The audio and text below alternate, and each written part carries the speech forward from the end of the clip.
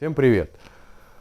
В нашем ролике сегодняшнем я с вами поделюсь такой информацией, которая волнует, наверное, 100% владельцев именно дизельных автомобилей. Что бывает при обрыве ремня ГРМ? Ремня, цепи, неважно.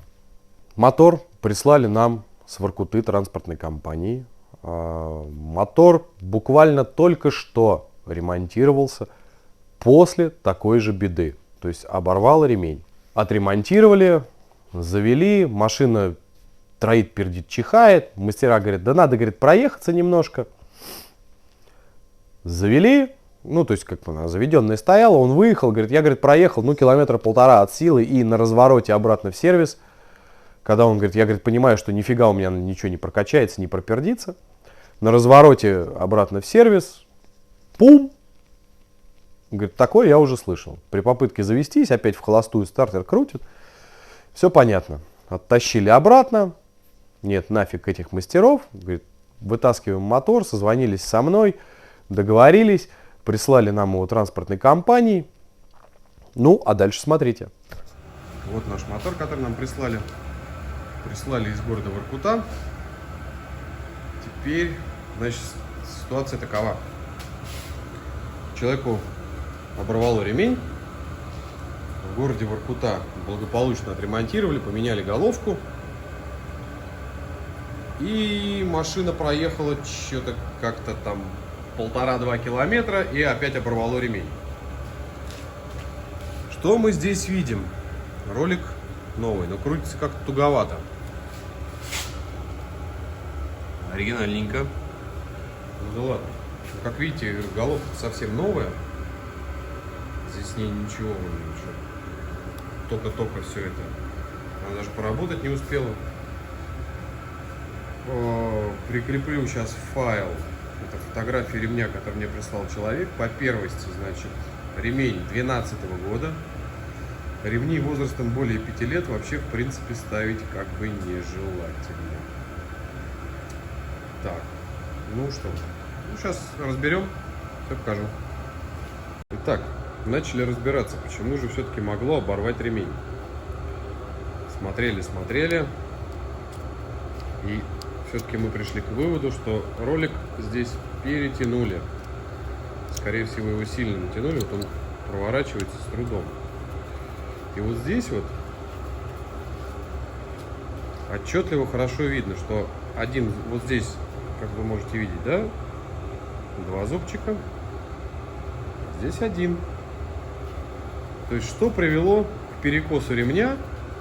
Естественно, он обо что-то терся и развалился. Потому что здесь вроде на моторе никаких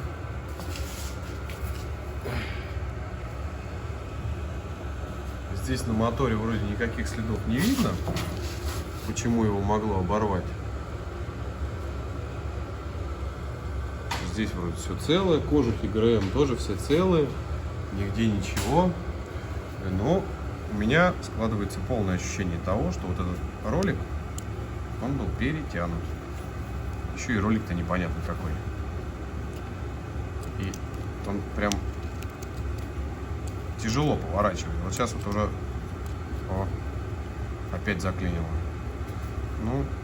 То есть я так подозреваю, что проблема в перетяжке ролика.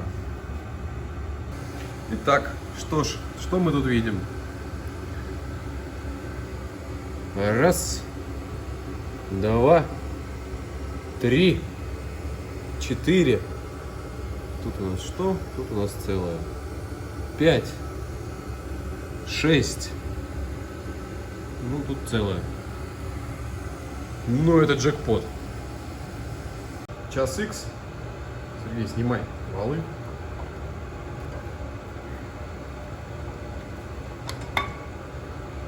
Вау! И что мы тут видим?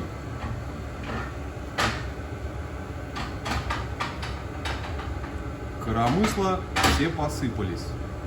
Судя по внешнему виду, эти коромысла даже поездить не успели.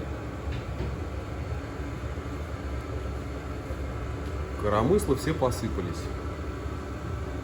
Весело. Пипец, а что за болты такие отвратительные? Судя по шляпкам-то. О! А вот кусок от болта то ли спиленный, то ли надломленный. Спилили. Молодцы. Или валом.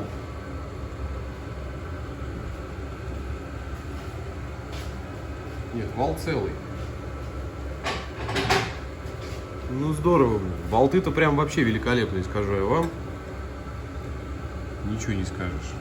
Весело. Итак, что мы тут видим? Прокладочку. Рано или поздно ему. Ну как, рано или поздно. Я думаю, через 2 километра он бы ее поменял в очередной раз. По поршням. Ну, здесь им, конечно, досталось, но критичного я ничего не вижу. Вроде как бы все очень даже хорошо. Итак, в принципе, в ролике я вам показал достаточно наглядно, да, что происходит с моторами. Это, кстати, касается, я говорю, вот почти всех новых двигателей. Плюс-минус одинаковые будут повреждения. Все потому, что, я говорю, производители пытаются выжать из малого объема все больше и больше и больше, тем самым уменьшая степень сжатия, а уменьшить степень сжатия можно за счет уменьшения самой форкамеры в поршне, а также уменьшения расстояния от поршня до ГБЦ. Например, на 420 моторе это расстояние составляет всего-навсего полмиллиметра на стоковом. То есть на заводском моторе, то есть на новой головке все. Всего-навсего полмиллиметра. Ну, вы сами понимаете, что у вас просто физически не получится так, чтобы поршня не встретились с клапанами. Бывает такое, что гнет клапана и лопаются направляющие клапанов. Разлетаются гидрокомпенсаторы, разлетаются коромыслы. В общем, разлетается все, что можно. А бывает, кто-то отделается легким испугом просто заменой клапанов. Ну и парой коромысел, наверное. Вот и все. Такое тоже было. Было на нашей практике. Постель распредвалов, как правило, ломает. Вот, по-моему, 1 или 2 случая у нас всего было, когда с постелью ничего не происходило. Но это прям редкость, не знаю, несусветная. Но сам факт того, что клапана гнет 100%. Не надейтесь на чудеса. Кто-то скажет, что вот я ставил ремень, там потом заводил. Да, она уже не так работает. Я это показывал в своих роликах и прочее. Машина уже работает не так. Вот. Поэтому берегите свои автомобили, ставьте проверенные запчасти. Кстати, о запчастях. У нас их очень много. И все это оригинал. Исключительно 4D20. Запчастей много. Думаю, на всех хватит. Обращайтесь, поможем. Ну а на этом все. Всем всего хорошего. Пока-пока.